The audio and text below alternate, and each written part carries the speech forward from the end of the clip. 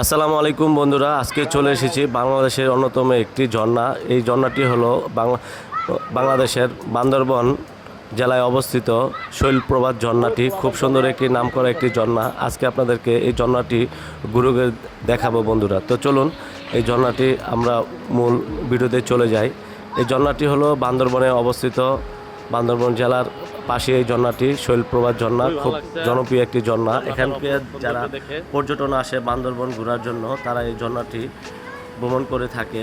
এখনকার এই ঝর্ণাটি যেহেতু ওরকম ধরনের বৃষ্টি নাই, যার কারণে এখন ঝর্ণার পানি কমে গেছে। যখন পরিপূর্ণভাবে বৃষ্টি হয় তখন এই ঝর্ণাটি অপরূপ সৌন্দর্য ফুটে ওঠে, যার কারণে এই ঝর্ণাটি খুবই একটি নামকরা ঝর্ণা, শৈলপ্রপাত ঝর্ণা। আপনারা যারা আসবেন এই বান্দরবন, যারা কেওক্রাডং যাবেন, থানচি যাবেন, যাওয়ার পথে কিন্তু এই ঝর্ণাটি পড়ে। এই ঝর্ণাটি খুব সুন্দর একটি ঝর্ণা। অবশ্যই পরিবার নিয়ে আসতে পারেন এবং ঘুরে ঘুরে দেখতে পারেন। এই ঝর্ণাটি খুব ভালো লাগবে, এখানে এসে গোসল করতে পারবেন পরিবার নিয়ে।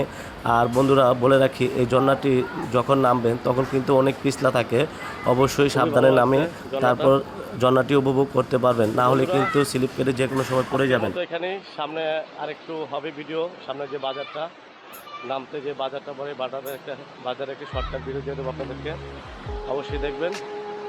তো সবাই ভালো থাকেন, সুস্থ থাকেন, দেখতে থাকুন আমার সম্পূর্ণ ভিডিওটি। চলুন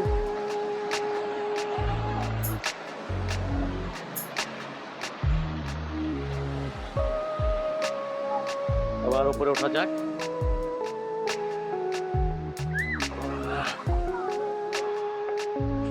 অনেকগুলো সিঁড়ি বেয়ে নামতে হয়, আবার অনেকগুলো সিঁড়ি বেয়ে উঠতে হয় এই খৈয়াছড়া, এই শৈলপ্রপাত ঝর্ণাটি। এই বান্দরবন শুরুর দিকে এই ঝর্ণাটা, বৃষ্টির সময় আসলে খুবই ভালো লাগবে আপনাদের।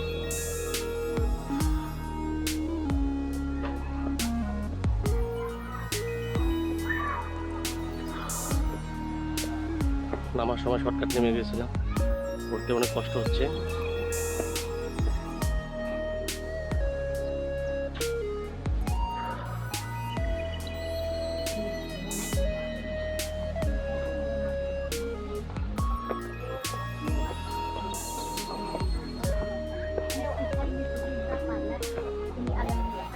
এখানে অনেকগুলো দোকান বসে থাকে। এখানে পাহাড়িদের কলা, তারপরে পেঁপে, এগুলো সম্পূর্ণভাবে এই বাজারে পেয়ে যাবেন। এখানকার খাবারগুলো অর্গানিক খাবার, কোনো রকমের ভেজাল খাবার নাই। আর এখানে অনেকগুলো দোকান বসে, যার কারণে এখানে পাহাড়ি যে পোশাক আশাকগুলো আছে এগুলো আপনারা এখান থেকে ক্রয় করতে পারবেন এবং ঘুরে ঘুরে উপভোগ করতে পারবেন এই পাহাড়ি বাজারটি, শৈলপ্রপাত বাজার এবং ঝর্ণা।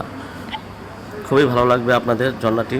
তো বন্ধুরা, এই শৈলপ্রপাত ভিডিওটি কেমন হয়েছে অবশ্যই জানাবেন। ভালো লাগলে লাইক, কমেন্ট, শেয়ার দিয়ে পাশে থাকবেন। আল্লাহ হাফেজ।